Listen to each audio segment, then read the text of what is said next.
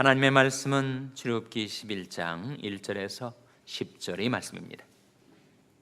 여호와께서 모세에게 이르시기를 내가 이제 한 가지 재앙을 바로와 애굽에 내린 후에야 그가 너희를 여기서 보낼지라. 그가 너희를 보낼 때에는 여기서 정령 다 쫓아내리니 백성에게 말하여 남녀로 각기 이웃들에게 은 금폐물을 구하게 하라 하시더니 여호와께서 그 백성으로 애굽 사람이 은혜를 받게 하셨고 또 그 사람 모세는 애굽국에서 바로의 신하와 백성에게 심히 크게 배웠더라. 모세가 바로에게 이르되 여호와께서 이같이 말씀하시기를 밤중에 내가 애굽 가운데로 들어가리니 애굽 가운데 처음 난 것은 위에 앉은 바로의 장조로부터 맷돌 뒤에 앉는 여종의 장자까지와 모든 생축의 처음 난 것이 죽을지라. 애굽 전국에 전무후무한 큰 곡성이 있으리라. 그러나 이스라엘 자손에게는 사람에게나 짐승에게나 개도 그 혀를 움직이지 않으리니 여호와가 애굽 사람과 이스라엘 사이에 구별하는 줄을 너희가 알리라 하셨나니 왕의 이 모든 신하가 내게 내려와서 내게 절하며 이르기를 너와 너를 쫓는 온 백성은 나가라 한 후에야 내가 나가리라 하고 심히 노하여 바로에게서 나오니라.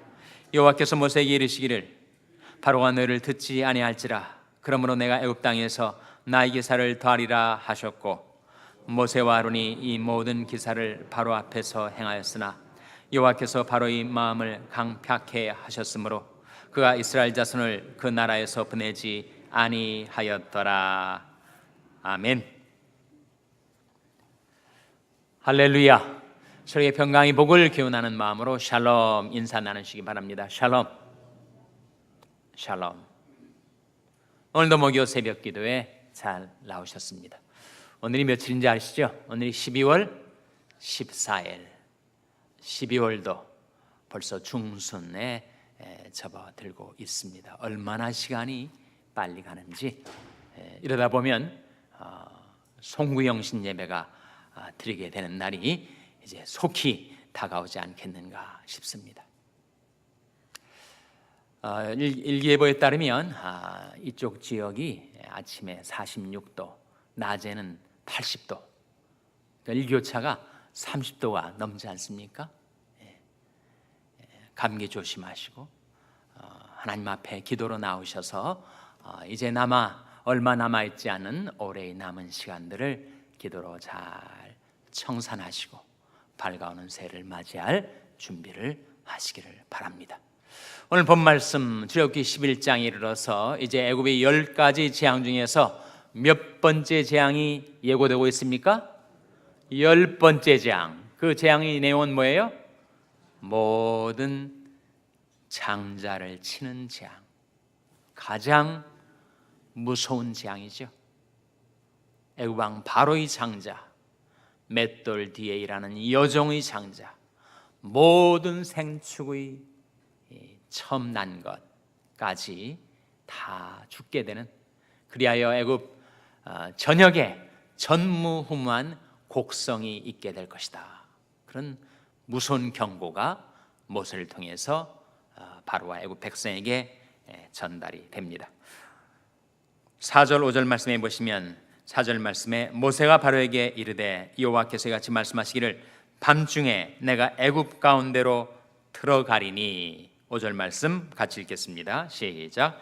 애굽 가운데 처음 난 것은 위에 앉은 바로의 장자로부터 맷돌 뒤에 있는 여종의 장자까지와 모든 생축의 처음 난 것이 죽을지라. 그리하여 애굽 전국에 전무후무한 큰 곡성이 있으리라. 그래서 바로 이 사건 직후에 바로와 애굽의 신하들이 모세와 아론 그리고 이스라엘 백성을 내어 쫓아보냅니다. 그렇게도 완강하게 끈질기게 안 보내려고 했었던 바로가 완전히 두 손 들고 항복하고 그리고 이스라엘 백성을 내어 쫓듯 내어 보내는 사건이 벌어지게 되죠. 이스라엘 민족의 출애굽 사건, 그건 하나님의 구원 사건인데 하나님의 구원 사건을 놓고 볼 때 두 사람의 첨예한 갈등과 충돌, 대결 양상으로 나타납니다.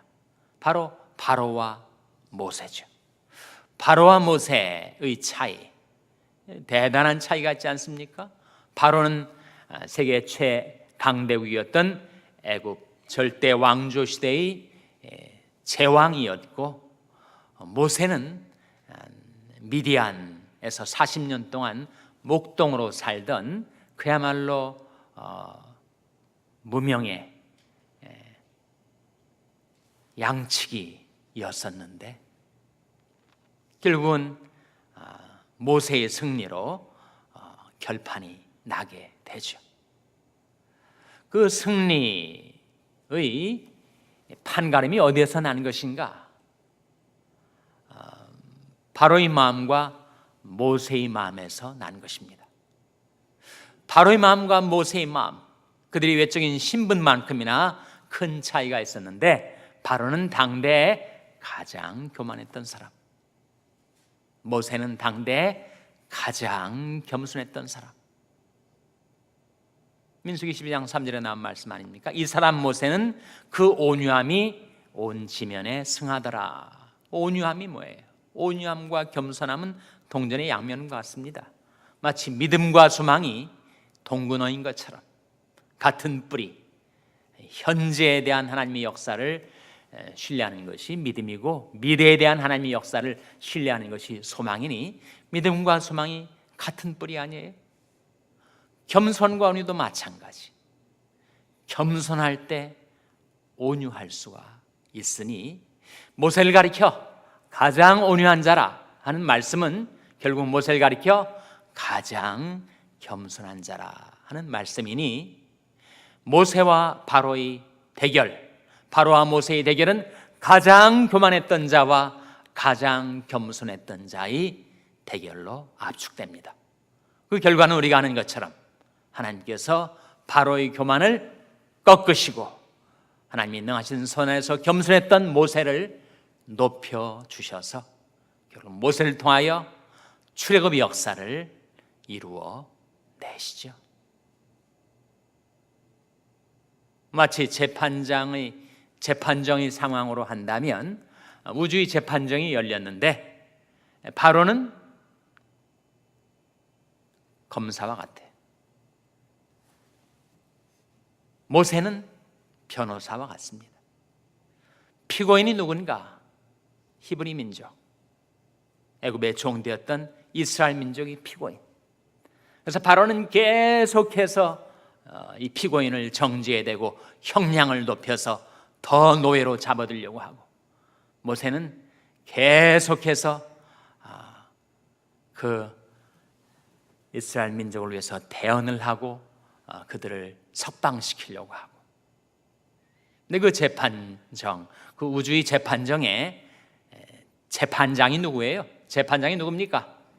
바로 하나님이 재판장이시다. 시편 75편에 나온 말씀 아닙니까?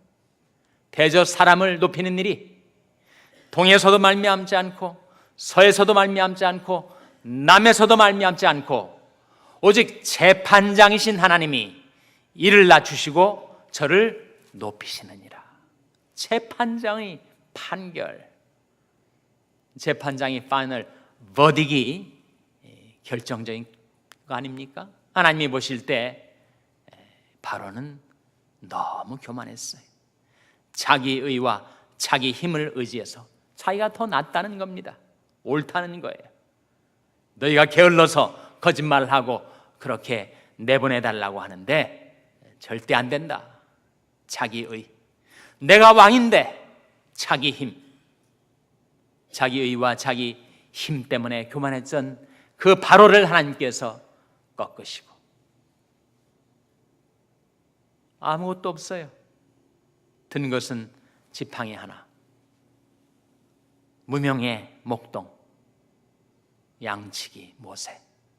그러나 그 하나님이 능하신 손에서 겸손했을 때 재판장이신 하나님이 모세가 옳다, 그를 높여주셨더니 애굽의 온 백성들과 신하들이 바로가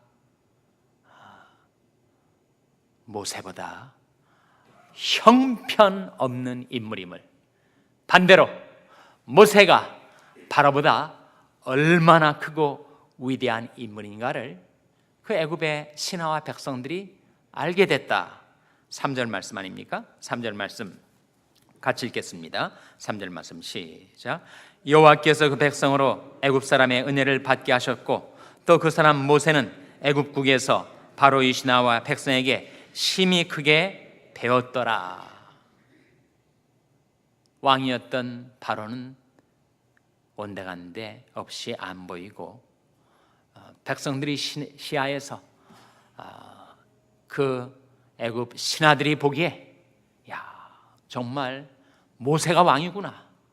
모세가 심히 크게 배웠다. 누가 그렇게 하신 겁니까? 하나님이 그렇게 하신 거죠. 재판장이신 하나님이 이를 낮추시고 바로를 낮추시고 저를 높이시느니라 모세를 높여 주신 것입니다. 사람에게 주어지는 영예, 명예, 영광은 하나님이 주시는 것. 자기가 아무리 셀프 어서티브 해가지고 자기를 내세우고 높이고 드러내고 그리고 자기를 높이려 해도 그것은 다 결국 무의로 돌아가게 말 것이고 하나님이 능하신 손 아래서 겸손한 자를 하나님은 높여 쓰신다고 하셨습니다. 그러므로 하나님이 능하신 손 아래서 겸손하라. 때가 되면 너희를 높이시리라. 하나님께서 모세에게 영광도 주시고 이스라엘 백성에게 그 극심한 노예 상태에서 석방과 해방 그리고 생명도 주시고 구원을 주셨으니까 그리고 더하여 재물도 주셨습니다. 2절 말씀이죠. 2절 말씀 같이 읽겠습니다. 출애굽기 11장 2절 말씀 같이 읽습니다. 시작. 백성에게 말하여 남녀로 각기 이웃들에게 은 금폐물을 구하게 하라 하시더니 이스라엘 민족이 애굽에서 나올 때 애굽 사람들한테 은 금폐물을 구했더니 그 이스라엘 백성이 애굽 백성에게 은총을 입어가지고 호의를 입어서 그들이 구한 대로 다 줬어요. 그래서 그들이 많은 재물과 보화를 가지고 출애굽을 하고 광야로 들어오게 됩니다. 이 사건을 보고 혹자는 그렇게 비평적으로 얘기할지 몰라요. 아니 하나님이 이스라엘 백성을 출애굽시키는 것까지는 내가 이해를 하겠는데 왜 애굽 백성에게 은금폐물을 다 빼앗아 가지고 가게 하셨단 말인가? 두 가지 이유가 있습니다. 하나는 히브리 백성들이 종이 되어서 애굽 백성들을 섬겼던 시절 노예니까 그들이 몇 년 동안 그렇게 섬겼죠? 몇 년 동안? 400년 동안. 아무리 먹고 살게 해줬다 하더라도 그들의 노동력에 대한 대가를 제대로 지불하지 않았던 거지.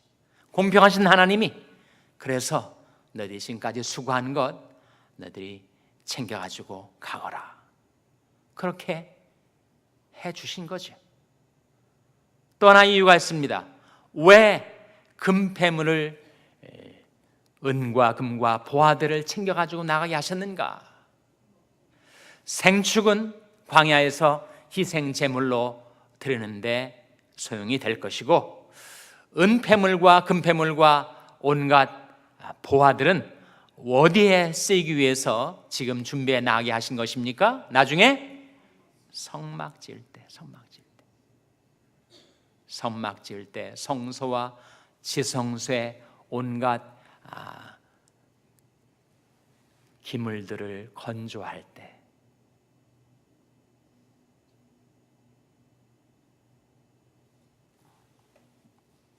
성막은 외부에서 볼 때는 정말 볼품없는 초라한 것 같지만 그 안에는 정말 금과 온갖 보석들로 만들어진 그런 거룩한 기구들이 있었습니다.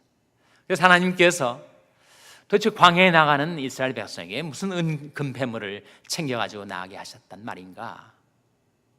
그들의 그동안의 수고, 노동에 대한 대가를 받게 하시고, 그리고 앞으로 이루어질 성막 건조를 위해서 미리 준비하게 하신 거죠. 우주의 법정에서, 우주의 재판정에서 한 사람은 검사처럼 이스라엘 민족을 정죄되고, 또 한 사람은 변호사처럼 이스라엘 백성을 위해서 대언을 하고, 피고인이었던 이스라엘 민족은 아무 말 없이 판결을 기다릴 때 온 우주의 재판장이신 하나님이 너는 석방이다, 너는 해방이다, 하나님의 판결이 떨어지자 출애굽의 역사가 일어나게 된 것입니다. 그 가운데 하나님께서 그 심판의 역사 가운데 하나님이 누구이신지를 이스라엘 백성에게 알려주신 것입니다. 7절 말씀이죠. 같이 읽겠습니다. 7절 말씀 시작. 그러나 이스라엘 자손에게는 사람에게나 짐승에게나 개도 그 혀를 움직이지 않으리니 여호와가 애굽 사람과 이스라엘 사이에 구별하는 줄을 너희가 알리라 하셨나니, 심판의 역사 속에서 하나님을 알게 해 주신 것입니다.